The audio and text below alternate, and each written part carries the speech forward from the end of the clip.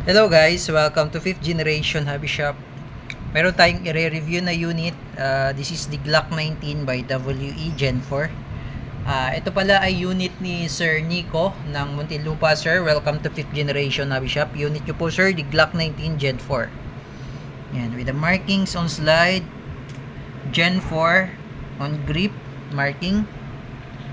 And meron na po siyang kasamang green gas. This is the Pop Dyno number 12 standard power, and also comes with the 0.23 grams 4,000 shots. This is 4,000 shots in a pack na BBs yung kanyang bala. Okay, airsoft BBs. And also comes with the 2 back straps. And yan yung 2 back straps and back strap lock pin. Okay, tingnan natin yung other side ng pistol. So, ayan naman yung other side. Markings. Made in Taiwan with tactical. Okay. Okay, again, shout out kay Sir Nico ng Muntinlupa. Your Glock 19 Gen 4. So, ito po yung unit nyo, sir. Glock 19 Gen 4 by WE. Made in Taiwan po siya. So, the magazine is 21 rounder capacity. Mas maiksi po siya sa Glock 17. Pwede nyo po rin siyang gamitan ng extended magazine ng Glock, yung 50 rounder. Pwede po yun. Okay, so kung gusto nyo pong mag-order ng extra magazine, meron po tayong available. Okay? So, ngayon, iti-test par natin, tetestingin natin. At the same time, tingnan natin kung ilang EPS po ito. Okay, so lagyan lang natin siya ng box. Okay? But before that, ito palang Glock 19 natin, pwede po siyang lagyan ng mga accessories katulad ng flashlight, red dot optic, yan, tracer unit. So sa tracer unit, dito po siya nilalagay. Yan. Mapapansin nyo po, meron siyang thread. Yung thread na yan, dyan po nilalagay yung tracer unit, yung suppressor or silencer. Yan, pwede po siya dyan. Ngayon, yung flashlight naman dito sa railing. Then yung red dot dito, kasi nare-remove po itong rear sight na to. Yan, nare-remove. Katulad po nitong naka-install sa Glock 17. So this is the Glock 17 by ENC. Yan, meron siyang red dot. Yan po yung red dot. Kung saan po nakatutok yung red dot, yan po yung bullseye. Okay, so po pwede pong lagyan ng red dot yung inyong Glock 19. So kung gusto niyo pong mag-avail ng ating red dot optic, meron din tayong available na red dot optic. Okay? So message lang po kayo sa aming Facebook page or sa aming WhatsApp or Viber. Yan. Yan po yung itsura ng ating red dot sight. Okay? Yan po yung po pwedeng i-install natin sa inyong Glock 19. Kung gusto niyo popormahan yung inyong Glock 19, so po pwede rin flashlight. Okay? Tracer units, yun po ang pwedeng accessories na mailalagay natin sa unit, okay? So ayan, sticker lang po yan, sir. Yan, made in Taiwan, baliktad pa. So, tanggalin ko na lang yung sticker. Ayan. Okay, so nare-remove talaga yun. Okay, just a sticker. Okay, sir. Nico ng Muntinlupa, lagyan lang natin ng gas para testing natin yung kanyang projectile speed or yung bilis ng bala or yung tinatawag natin EPS. Okay, so sa paglalagay ng gas, sir, sa ating mga airsoft gun, kailangan na upside down or inverted position yung magazine. Hindi pwedeng pa ganun pag nagkarga. So kailangan patiwarik po. Then press nyo lang. 3 to 5 seconds po ang pagkakarga. Okay.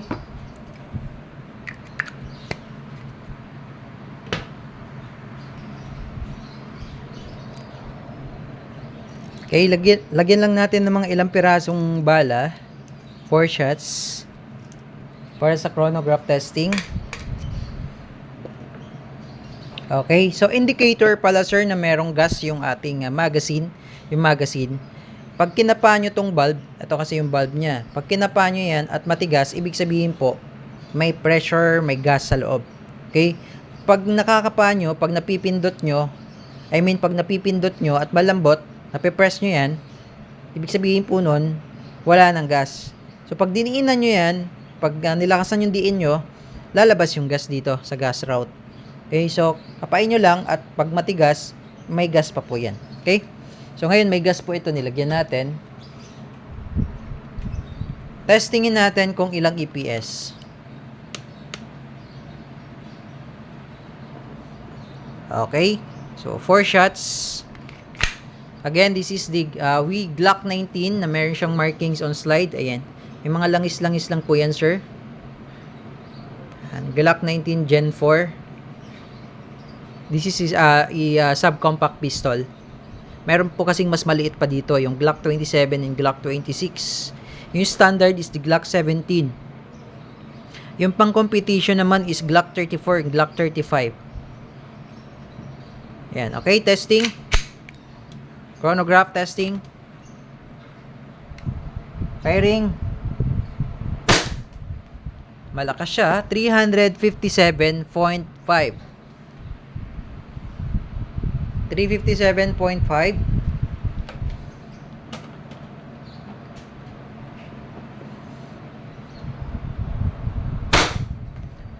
Wow! Pumalo sa 403.1. 403.1. Wow.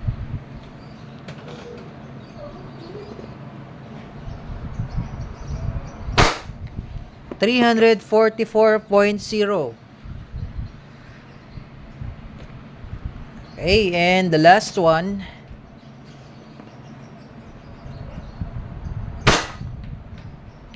Okay, wala siyang binasa. Okay? Wala siyang binasa. Nag-error. Okay, so nag-open chamber na po siya. So, ibig sabihin po, wala na siyang bala dahil 4 na bala lang yung nilagay natin. So, ang gagawin nyo po, para drop down nyo yung slide or ibalik nyo sa original position, ang gawin nyo muna, release nyo muna yung magazine. So, wag nyo siyang ibabalik ng may magazine. Okay? Wag nyo siyang ibabalik ng may magazine. Pwede rin naman, pero for safety, release nyo muna yung magazine. Okay? Release yung magazine. Drop down release yan. Okay? And then, ang gawin nyo po, hatakin nyo yung slide. Ito, hatakin nyo po. Pwede rin naman ganito. Pwede rin ganyan. Kaso, hindi ko ina-advise na gawin yan kasi, katagalan kasi, itong part na to, ayan, yung notch na yan, yan, mapupudpud kasi yan katagalan eh. So, ang gawin nyo, para wala silang friction, hindi sila magkikiskisan, pag hinatak mo kasi yan, bumababa yan eh. Ayan, bumababa siya. Then, tsaka mo siya bitawan. Okay? Tsaka mo siya release. So, mas magandang ganon para hindi siya mapudpud. Siyempre, bago pa lang unit natin, maingatan natin. Okay? So, shoot pa tayo, Sir Nico. Lagyan pa natin ng bala. Damihan natin, sa ngayon, dadamihan na natin. Lagyan natin ng mga 10 shots.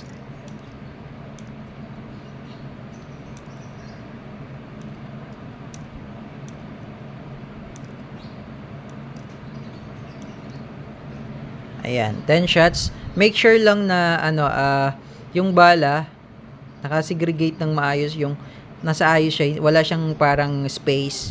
Kasi baka pag may space yan, pwede kasi yung mispeed, walang lumalabas na bala. So kailangan siya, alternating yung kanyang bala. Double stack kasi yan. Okay? So testing pa tayo, Sir Nico. Okay, Sir Nico of Muntinlupa City, your unit, the Glock 19 Gen 4 by WE Airsoft Gas Blowback Pistol. Ayan, testing.